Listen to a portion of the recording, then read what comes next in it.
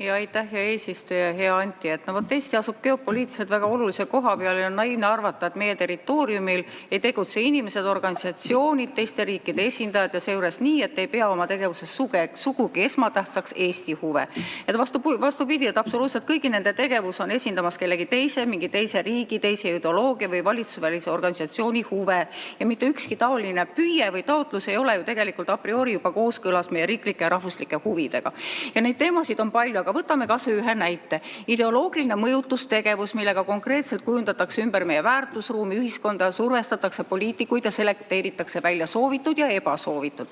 Ja ma räägin siin rahvusvahelisest LGBT ideoloogilisest surveaparaadist, mis on väga paljudesse suveräänsetesse riikidesse, kaasa arvatud Eestisse, oma agentuuri sisse seadnud ja neil on oma esindajad meedias, ministeeriumites, poliitilise eliidi hulgas ja see on risk suveräänsusele täpselt samamoodi nii-öelda pehme mõjutustegevuse kaudu, et me ei saa siin rääkida ainult nagu sellisest, ütleme, sõjalisest julgeolekust.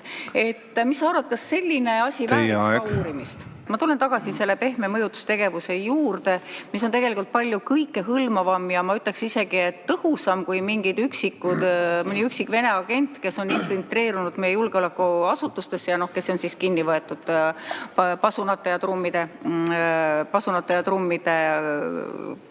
põristades. Et ma räägin USAID-i globaalsest rahastusest.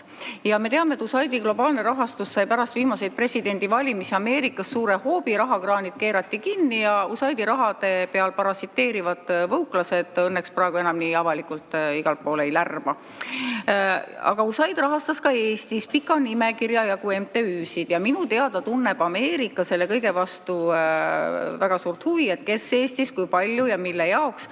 Ja ma arvan, et meil oleks seda komisjoni kas või selles mõttes väga vaja, et omalt poolt välja selgitada kogu selle rahaga teostatud mõjustustegevus Eestis, valdkonnad, tegevused ja et anda see informatsioon meie liitlastele USA-s. Ja on väga raske teha seda üksikisikutel, isegi Riigikogu liikmetel, et seda võrgustikku välja selgitada, ehk et kas see oleks üks teema, millega see komisjon võiks tegeleda. Aitäh.